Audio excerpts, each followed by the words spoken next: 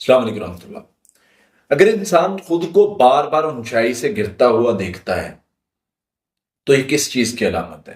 یہ جادو ہے، جنات ہے، نظر بد ہے؟ اس علامت کے حوالہ سے مختلف علماء نے اس پر بات کی ہے۔ بعض لوگوں کا یہ تجربہ ہے کہ یہ سفلی جادو کی علامت ہے، اور بعض لوگ صرف اس کو نظر بد کہتے ہیں۔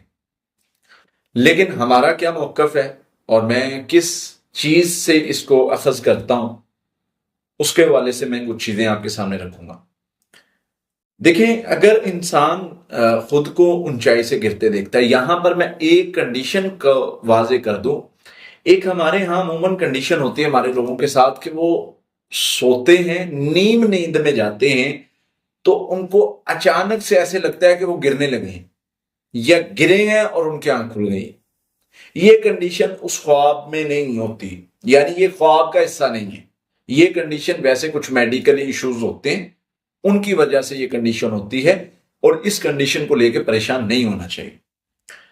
دوسری چیز، اگر آپ کو یہ خواب بار بار آتا ہے تو یہ جادو کی علامت ہو سکتی ہے، اگر اس کے ساتھ دوسری علامات بھی ہیں۔ کیونکہ جس بندے کو جادو کا مسئلہ ہوتا ہے اس کو صرف ایک علامت نہیں ہوتی، اس کو بہت ساری علامات ہوتی ہیں۔ اگر آپ کو دوسری علامات جیسے خواب ہے، جیسے اس کے ساتھ ساتھ یعنی مختلف چیزیں ہیں، خواب ہے، بیداری میں کچھ کنڈیشنز ہیں، اگر یہ ساری علامات آپ کے اندر ہیں تو پھر یہ جادو کا مسئلہ ہو سکتا ہے۔ اور اگر آپ کو صرف ایک آدھ بار یہ خواب آتا ہے تو یہ جادو نہیں ہے، یہ نظر بد ہو سکتی ہے۔ بہرحال ہم نے اگر اس طرح کے خواب آتے ہیں تو کیا کرنا ہے؟ ہم نے حفاظتی پڑھائی کرنی ہے، سورہ فاتحہ، آیت الکرسی، سورۃ البقرہ کی آخری 2 آیات، آخری 3 کل 11 مرتبہ۔ اس کے ساتھ لا حول ولا قوت الا باللہ 500 مرتبہ یہ صبح و شام کی پڑھائی ہوگی۔ اس کے علاوہ استغفر اللہ 1000 مرتبہ روزانہ پڑھیں گے۔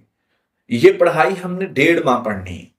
اب اس سے کیا ہوگا؟ نظر بد بھی ختم، جادو بھی ختم، اور رکاوٹ بھی ختم۔ تو یہ عموماً خواب جن لوگوں کو آتا ہے ان کے ساتھ رکاوٹ کے معاملات بھی ہوتے ہیں، اور یہ رکاوٹیں اچانک آتی ہیں۔